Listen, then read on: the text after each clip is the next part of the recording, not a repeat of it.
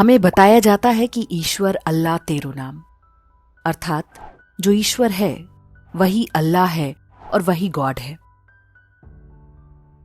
लेकिन विश्व की सबसे प्राचीन सभ्यता के रूप में हमें यह भ्रम अपने मस्तिष्क से दूर कर लेना चाहिए।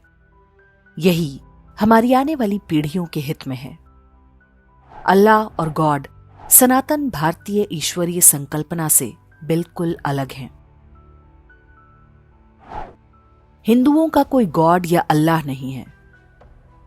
हम ब्रह्म को सत मानते हैं। ब्रह्म का कोई नाम, रूप, गुण अथवा धर्म नहीं होता। वो कर्ता अर्थात सृष्टि का सृजन करने वाला नहीं है। उसकी प्रार्थना नहीं होती। वो सृष्टि को नहीं चलाता, न पाप पुण्य का निर्णय करता है। वेदों, उपनिषदों और गीता में उसी ब्रह्म की बात की गई है। ब्रह्म एक ऐसा कॉन्सेप्ट है जिससे मिलता जुलता कुछ भी किसी विदेशी मजहब में नहीं पाया जाता। ब्रह्म के बाद ईश्वर शब्द आता है। सनातन धर्म के अनुसार विष्णु, शिव, ब्रह्मा और महादेवी ईश्वर हैं। ईश्वर भी अंततः ब्रह्म से अलग नहीं है, परंतु मनुष्यों की सुविधा के लिए नाम, रूप, गुण और धर्म को धारण करते हैं। ईश्वर के नीचे विभिन्न प्राकृतिक शक्तियों को देवताओं के रूप में निरूपित किया गया है, परंतु ब्रह्म के अतिरिक्त कोई सत नहीं है। प्रकृति ब्रह्म की शक्ति है जो प्रकट होती है और अपने नियमों से चलती है, जिन्हें सामूहिक रूप से धर्म कहते हैं। यहां स्पष्ट कर दें कि धर्म का अर्थ रिलीजन नहीं है। ईश्वर आदि सभी धर्म से बंधे होते हैं। इस शक्ति को माया भी कहते हैं।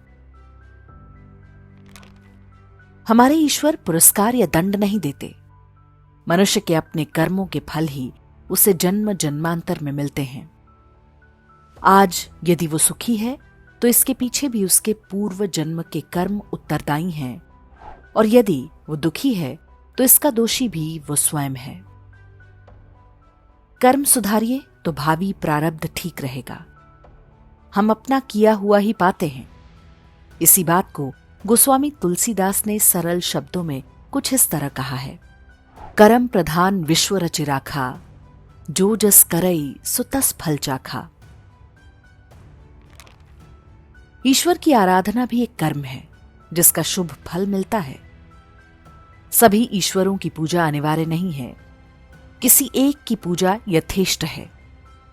पूजा का अंतिम उद्देश्य जन्म मरण के चक्र से मुक्ति है, जो ब्रह्म को जाने बिना नहीं मिलती। ईश्वर इस ज्ञान की ओर आपको ले जाते हैं। मूर्ति पूजा भी एक कर्म है जिसका अनुकूल फल मिलता है। सनातन धर्म का ईश्वर कोई एंग्री ओल्ड मैन नहीं है जो किसी 7वें आसमान पर बैठता हो, मनुष्यों को पुरस्कार या दंड देता हो। हमारे ईश्वर भक्त वत्सल दया निधान है।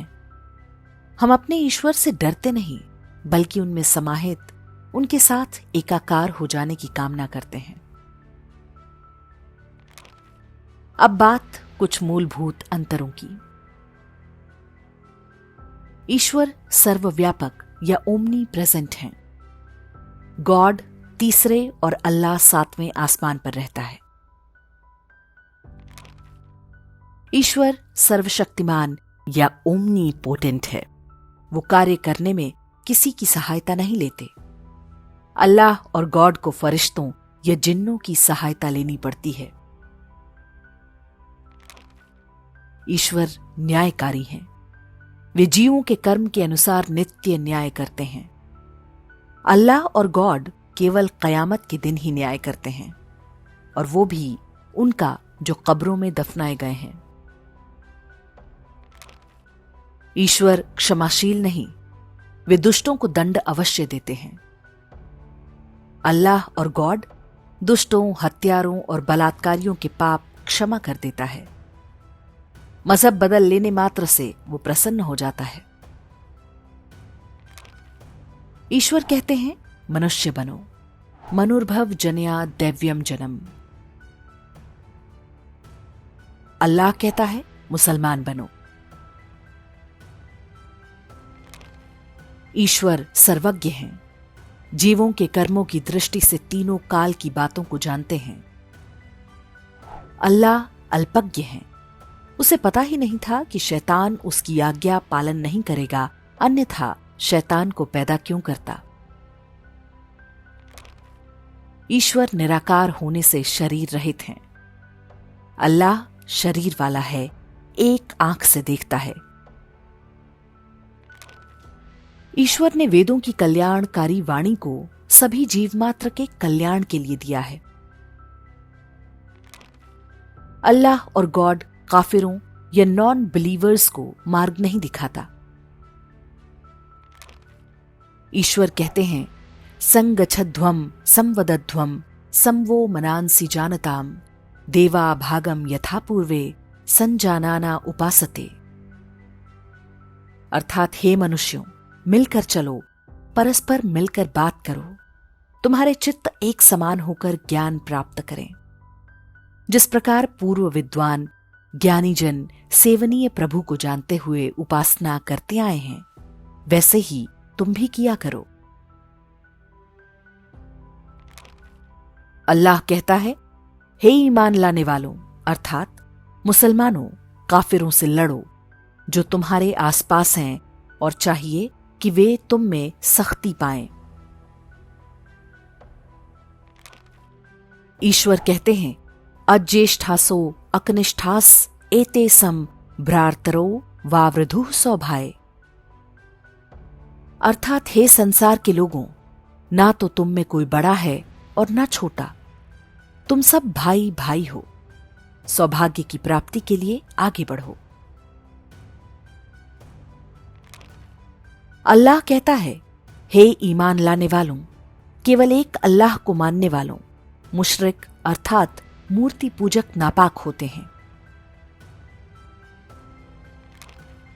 अल्लाह मुसलमानों का भी इम्तिहान लेता है, उनकी वफादारी पर हर समय शक करता रहता है।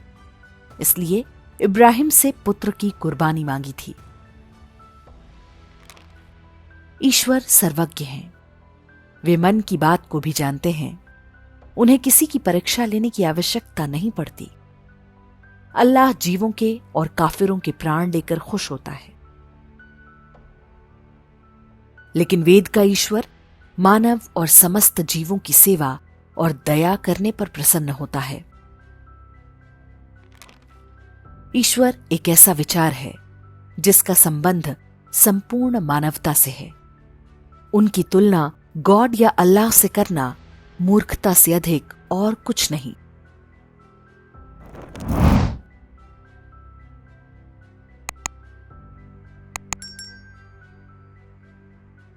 इंडेक्स ऑनलाइन के वीडियो समाज को समर्पित हैं।